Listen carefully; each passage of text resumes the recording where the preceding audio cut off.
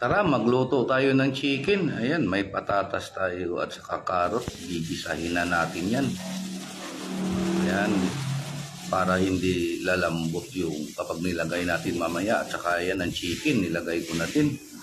Sama-sama na yan. Mayroong tanglad, at sweetie, suka, kaunting tuyo, lahat na pampalasa na ilagay ko na.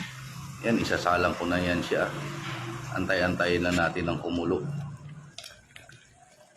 Ito. Patuyo-tuyuin na lang natin kaunti yung sabaw. Ilagay na natin yung patatas at carrots.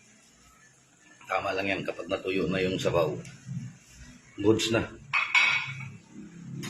Malapit na maluto yung apritadang chicken natin. Sa akin, hindi na pala ako dito naglagay ng tomato paste. Yung kamatis na lang, dinurog ko ng gusto para mas malasa. Malapit na po.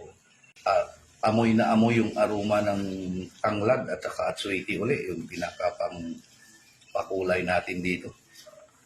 Ayan na po. Yan.